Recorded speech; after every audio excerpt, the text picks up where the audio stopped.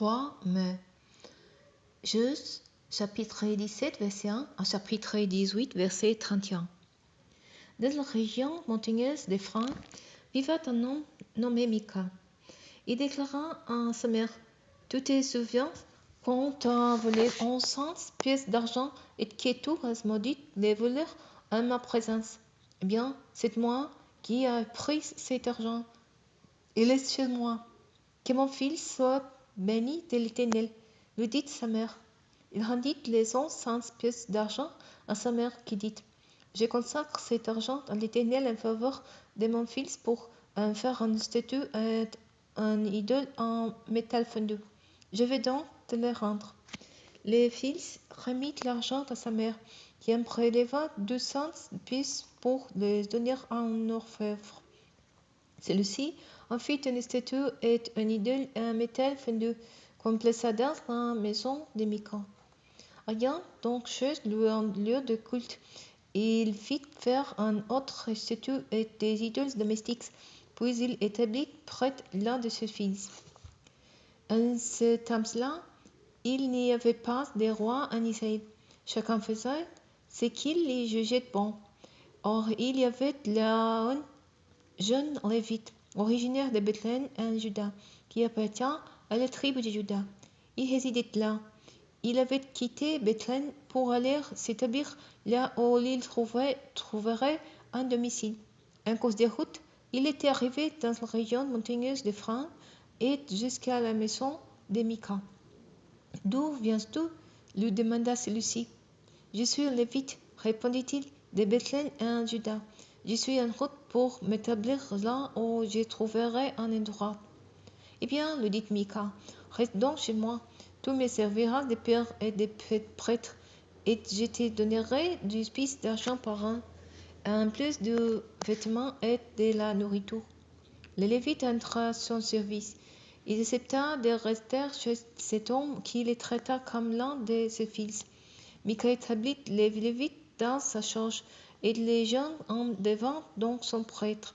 Il logea dans sa propre maison. Mika dit: Maintenant, je suis certain que l'Éternel me fera du bien, parce que j'ai pu avoir un Lévite pour prêtre.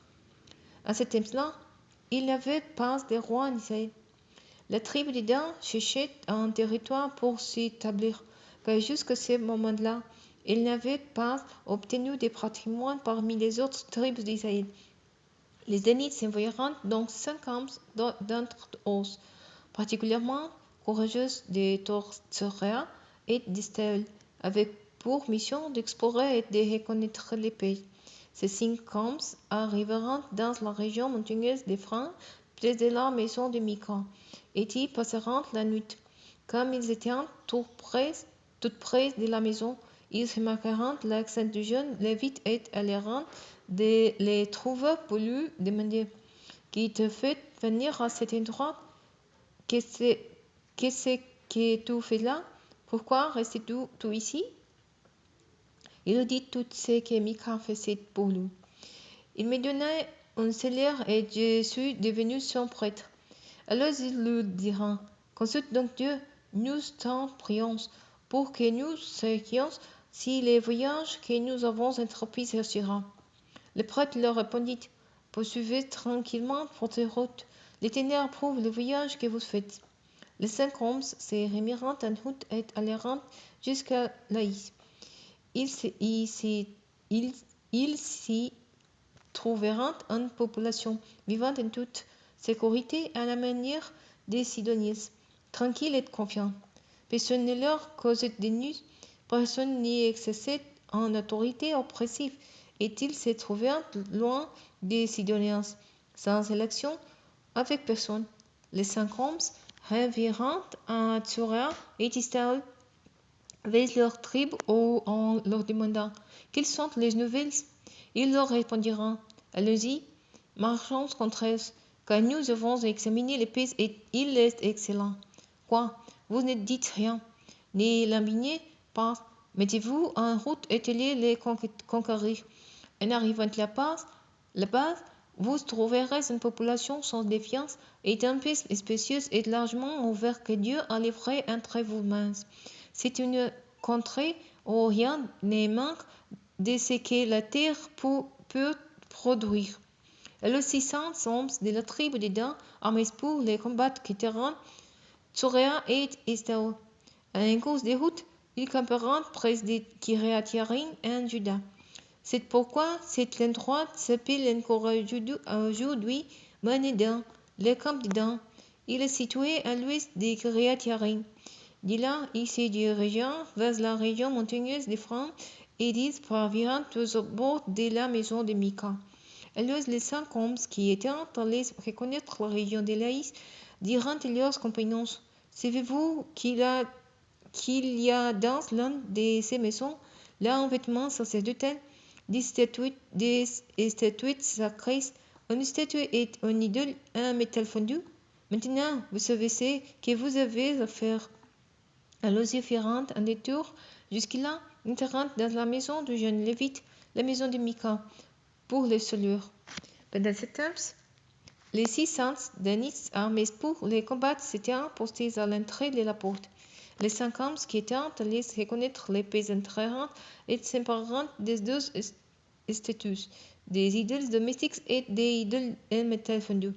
Les prêtres se tenaient sur les yeux de la porte avec les 600 hommes armés.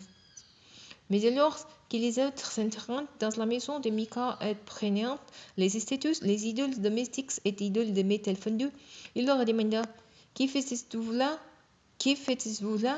Chut, pas un mot, lui dirent-ils. Viens avec nous, tu seras notre prêtre et notre prêtre. Qu'est-ce qui vaut mieux pour toi? Être prêtre de la famille d'un seul homme ou prêtre d'une tribu et d'une famille d'Israël? Le prêtre fut très heureux de cette proposition. Il prit les statues et les idoles domestiques et s'en alla avec ses troupes. Là-dessus, ils se remirent en route, en plaçant les enfants, les bétails et les choses précieuses en l'avant de la troupe. Lorsqu'ils étaient déjà assez loin de la maison de Mika, les voisins de celui-ci donnèrent l'alarme et se lancèrent à la poursuite des Danites. Arrivés près d'eux, ils les interpellèrent. Ceux-ci se retournèrent et demandèrent à Mika: Qu'est-ce qui te prend d'un moteur tout ce genre? Il leur répondit: Vous avez pris les dieux que je me suis fait. Vous avez enlevé mon prêtre et vous êtes partis. Et ne me reste plus rien. Et vous osez me demander ce qui me prend. Les Danites répliquèrent: Ne nous rebattez pas les oreilles, sinon des hommes se prospérés pourraient bien tomber sur vous, et tu risquerais de lasser ta vie et celle de ta famille. Les Danites poursuivirent leur route, tandis que Mika, voyant qu'ils étaient plus forts que lui, fit demi-tour et rentra chez lui. C'est ainsi que les Danites élèveront ce que Mika avait fabriqué ainsi que son prêtre. Ensuite, ils allèrent à Tiglaïs et massacrèrent la population tranquille et vivant en sécurité qui s'y trouvait. Puis ils mirent le feu à la ville. Il n'y eut personne pour venir à son secours, car il était éloigné de Sidon et n'avait de relations avec personne d'autre.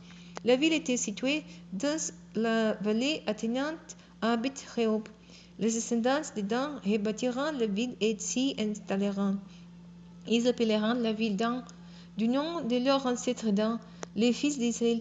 Alors qu'auparavant, il s'appelait Laï. Ils érigèrent pour eux la statue sculptée et établirent Jonathan, fils de Gershon et petit-fils de Moïse, comme prêtre de la tribu des Danites.